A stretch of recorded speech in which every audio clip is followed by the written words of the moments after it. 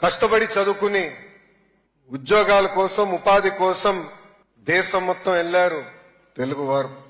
ఈరోజు సింగపూర్ లో మీరున్నా కూడా మీ మనసు ఎప్పుడు ఆంధ్ర వైపే ఉంటుంది. రాష్ట్రంలో ఏం జరుగుతుంది, రాష్ట్ర పరిస్థితులు ఎలా ఉన్నాయి, రాష్ట్రంలో రాజకీయాల గురించి కూడా నాకన్నా మీకే బాగా తెలుసు. మీలో చాలా మందికి మీ దగ్గర నా నంబర్ ఉంది. ఇప్పుడు కూడా నాకు వాట్సాప్ చేసి ఫీడ్బ్యాక్ ఇస్తా ఉన్నారు. గడిచిన 5 సంవత్సరాలు మనందరం చూసాం. ఒక సైకో పాలన మనందరం చూసాం, ఒక విధ్వంస పాలన మనందరం చూసాం. అందుకే మీరందరూ ఎన్నికలు జరిగే సమయానికి పెద్ద ఎత్తున తిరిగి వచ్చి, కొంతమంది అయితే 1 నెల నుంచి 6 నెలలు సెలవు పెట్టి కేవలం దారి తప్పిన రాష్ట్రాన్ని సరైన దారిలో పెట్టేదానికి కష్టపడినందుకు నేను మీ అందరికీ శిరసు వంచి ఈ రోజు నమస్కరిస్తున్నాను.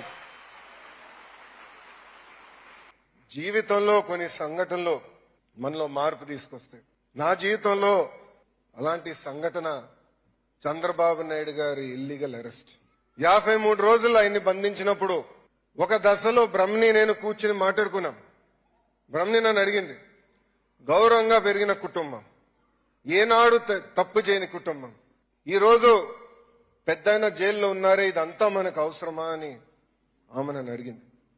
కానీ అదే రోజు హైదరాబాద్ లో గ్రాటిట్యూడ్ కాన్సర్ట్ జరిగి 45,000 మంది ఐటీ ప్రొఫెషనల్స్ వచ్చి ఎస్ మేము చంద్రబాబు నాయుడు గారితో నిలబడతామని చెప్తాం జరిగింది.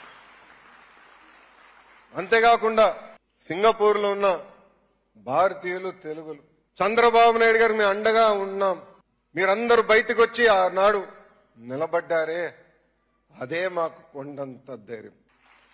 ఆ రోజు నుంచి మేము నిర్ణయించుకున్నాం, తిరిగి మళ్ళీ కష్టపడాలా, తెలుగు జాతి కోసం సేవ చేయాలా, అన్ని రంగాల్లో తెలుగు జాతి నంబర్ 1 ఉండే వరకు కష్టపడాలని నిర్ణయం తీసుకుంటాం జరిగింది.